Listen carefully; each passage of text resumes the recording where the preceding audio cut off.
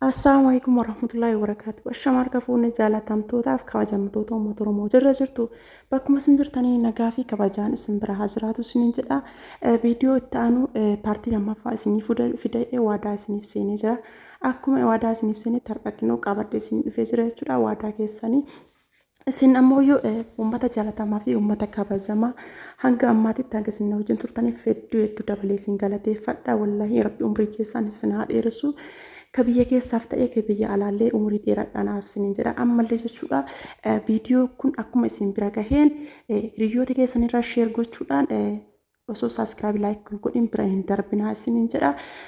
Namoonni bitachuu barbaadan illee jechuudha meeshaa kanneen namoonni ajajachuu barbaadan lakkoofsi bilbilaa kiyya duwwaa 972 duwwaa 2519 irratti waasaappiillee iimoolleen teelegiraamilleen kana waan ta'eef ittiin argachuu dandeettanii namoonni naannawa kamiyyuu ta'e jechuudha.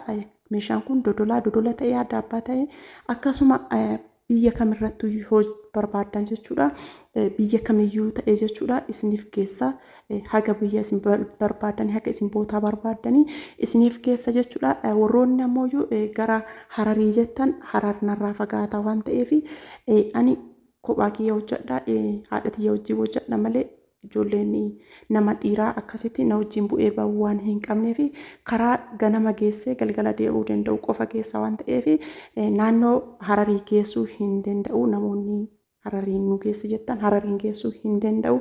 Garuuyyuu naannoo akkasitti hin fagaanne fakkeenyaaf ganama bahanii ganama yeroodhaan bahanii galgalatti deebi'uu danda'an qofa akka geessu waan ta'eef kophaa kiyyaa ilmoo shamaraa karaa buluun hin ulfaata waan ta'eef sababa saniif malee dhimma biraatiif himtii dhiifama manarraa ta'aati.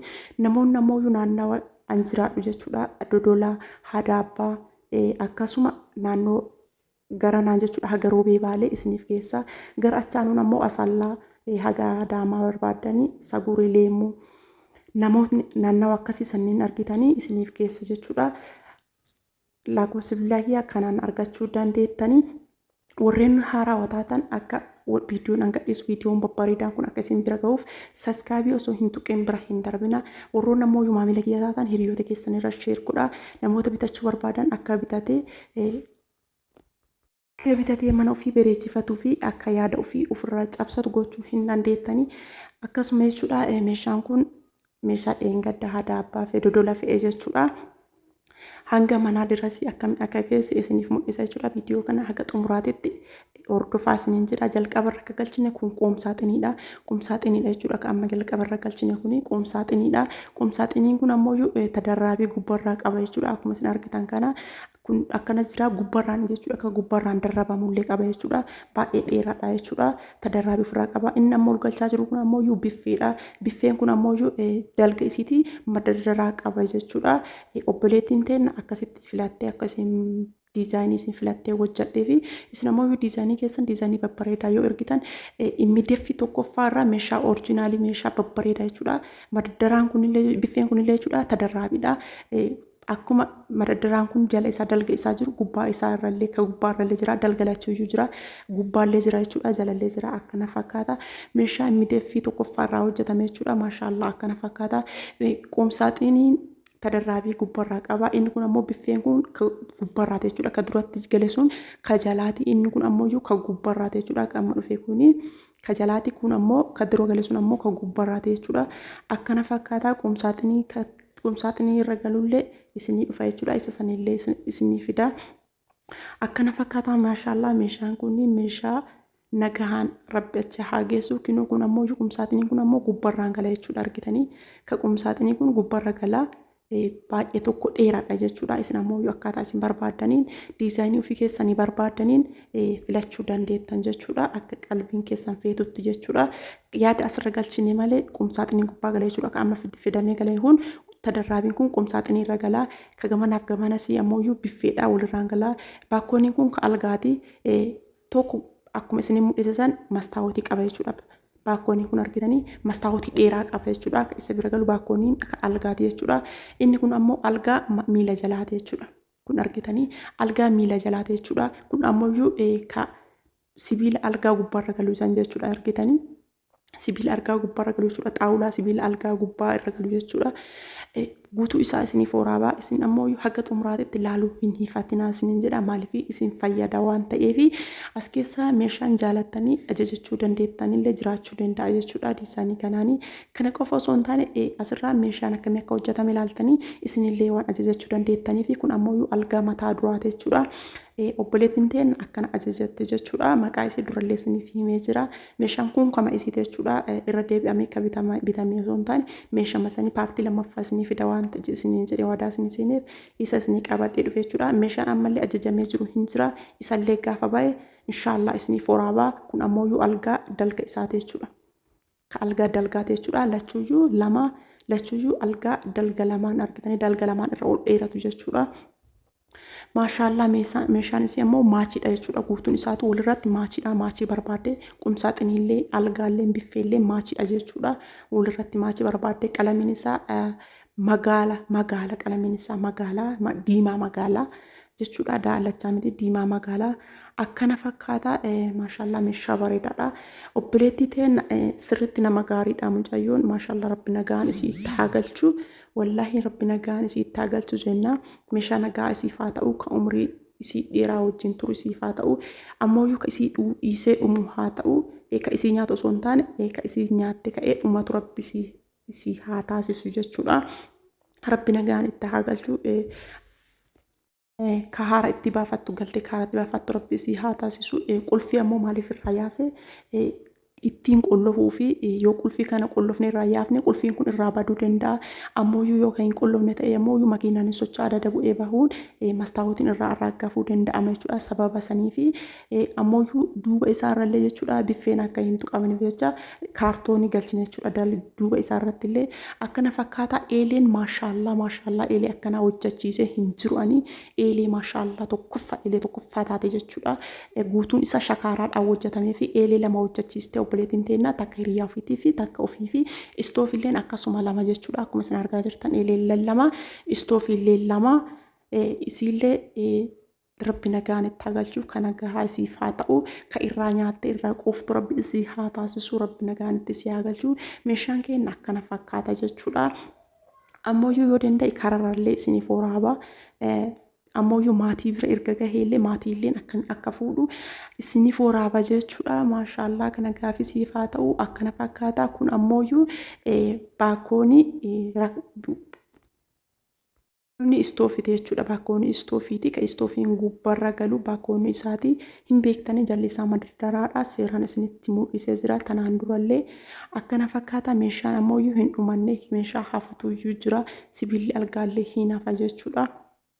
Ayisuusiin guutee jira akkasumatti meeshaan isii maashaallah meeshaa gurguddaadhaallee meeshaa manaaf baay'ee fayyadudha jechuudha meeshaan kun akkana fakkaata amma immoo kana erga cufanii booda akkana fakkaata kinooti dodola seenaa jira jechuudha viidiyoo kaawwan isiniif waraabne amma dodola seenaa jirra jaraallee ijoolleellee bilbillee jirra kararratti isin eegna nuun jettee jirti bootaatti nu eegdulleen himtee jirti seensa dodolaa irra jirra dodolaan seenaa jirra akkana fakkaata viidiyoo ta'anullee haga xumuraatitti isiniif waraaba jechuudha isin ammoo ilaaluu hin hiifatinaa osoo hin hiifatin haga xumuraa laalaati amma ammoo jarrillee dhufaa jirtanitti fakkaate miilaan jiran aseeti wanta jettee waan qabduuf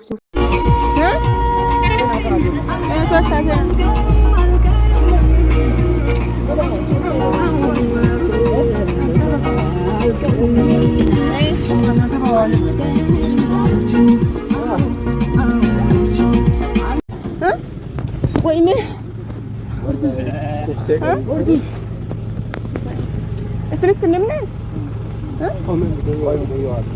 Hai mucayyoo miti meeshaa kana naakaa jedhanii haga adaabaa haga torbeetu tokko dhashanii eenyudha warri manaan eenyudha qofa abbaan manaa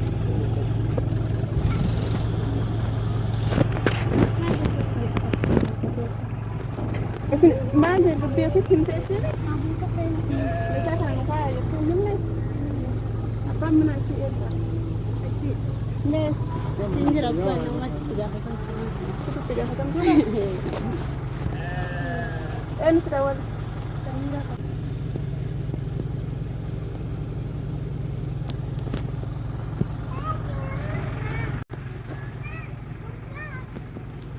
تعمل تأجيري أنا قلت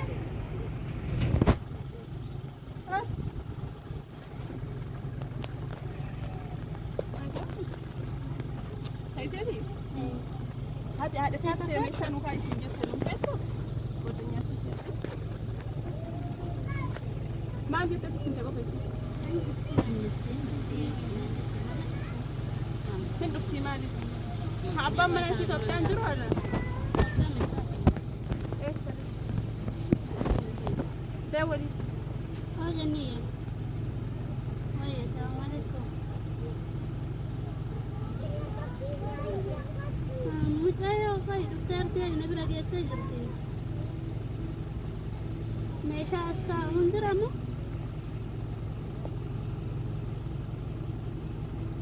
كنا من جت جرتي شو الجهاز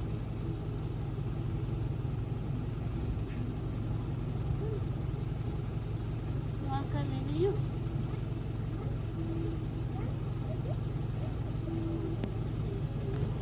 ليلى السلام عليكم مكان بارد من أفهم مناك ينكرو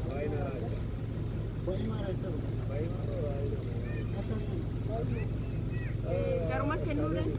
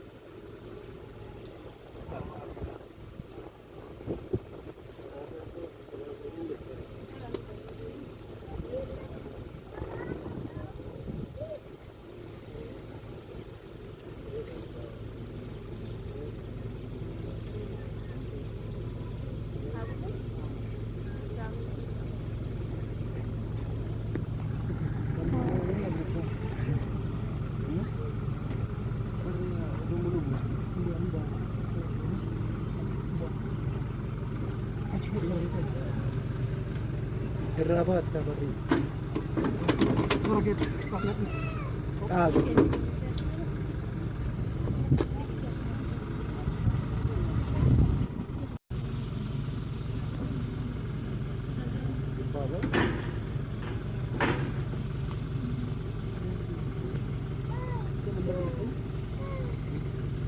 نمني يا كانوا متونوا له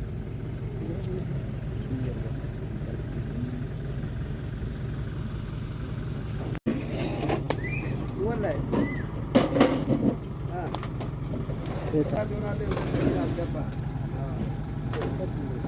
أرزو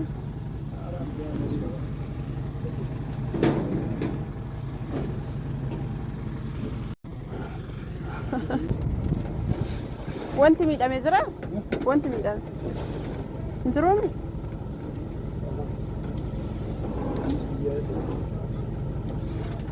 انت معك أسبلك نومتك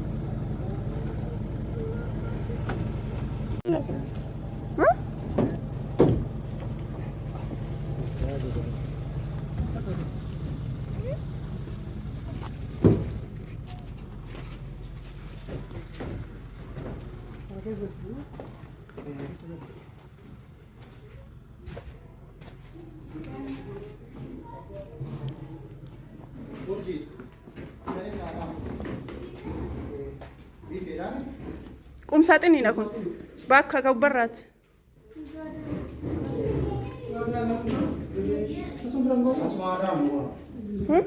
أسبي فتاة في مديرة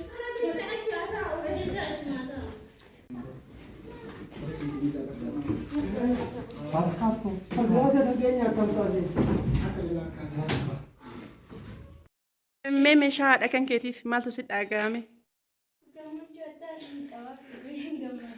درو ما سفكات سيشم ديرتي در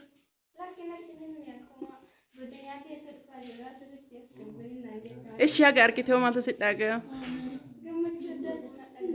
Haadha keetii mee maal dhaamtaaf ishee?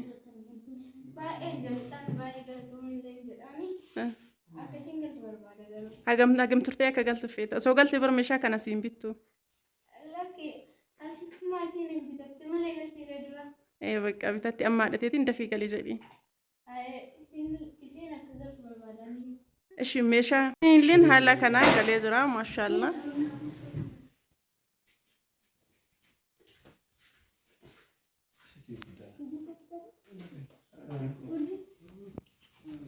Kanaan asii galchinee jirra firaashiin galee akkana galee jira jechuudha. Algalleen maashaallah kana gaasii faa ta'u kilaasii gaadaa isii jechuudha akkana fakkaatti.